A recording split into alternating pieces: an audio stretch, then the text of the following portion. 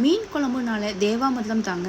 அதுவும் நான் வைக்கிற இந்த மீன் குழம்பு ரொம்ப ஸ்பெஷலுங்க. சுட சுட சாதத்தில் இந்த கொதிக்கிற மீன் குழம்பு ஊற்றி சாப்பிட்றதே ஒரு சுகந்தாங்க. கிராமத்து ஸ்டைல் மீன் குழம்பு எப்படி செய்கிறதுன்னு பார்த்துடலாமா? ஒரு கடாயில் 1/4 கிலோ போல் சின்ன வெங்காயம் சேர்த்துக்கோங்க. காரத்துக்கு 3 காஞ்ச மிளகாய் சேர்த்துக்கோங்க. கருவேப்பிலை சேர்த்துக்கோங்க.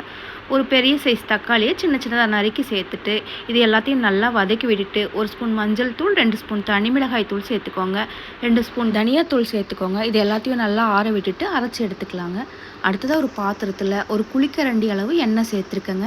கொஞ்சமாக கடுகு சேர்த்துருக்கேன். 1/4 ஸ்பூன் வெந்தயம் சேர்த்துருக்கேங்க. கொஞ்சமாக கருவேப்பிலை சேர்த்து பொரிய விட்டுட்டு நம்ம அரைச்சி வச்சுருக்கிற பேஸ்ட்டு இதில் சேர்த்துருக்கேங்க. மிக்சி ஜாரில் கொஞ்சம் தண்ணி சேர்த்து இதையும் சேர்த்துருக்கேங்க. ஒரு எலுமிச்சம்பழ அளவு புளி எடுத்து கரைச்சி அதையும் சேர்த்துருக்கேங்க.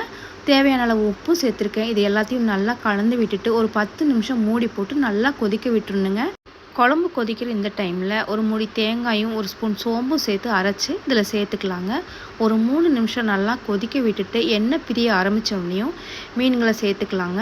மீனை சேர்த்துட்டு கலந்து விடாமல் ஒரு 3 நிமிஷம் லோ ஃப்ளேம்லேயே மூடி போட்டு குக் பண்ணிக்கலாங்க. இந்த குழம்புல நம்ம சேர்த்துருக்கிற சோம்போட வாசனை இந்த குழம்புக்கு இன்னும் டேஸ்ட் கொடுக்குங்க. நான் வைக்கிற இந்த கிராமத்து ஸ்டைல் மீன் குழம்புல பூண்டு சேர்த்துக்க மாட்டேங்க. அடுத்த டைம் மீன் குழம்பு செய்கிறப்போ இதே ஸ்டைலை ட்ரை பண்ணி பாருங்கள். மறக்காமல் நம்ம வீடியோக்கு ஒரு லைக்கை போட்டுட்டு நம்ம பேஜை ஃபாலோ பண்ணுங்கள். தேங்க்யூ.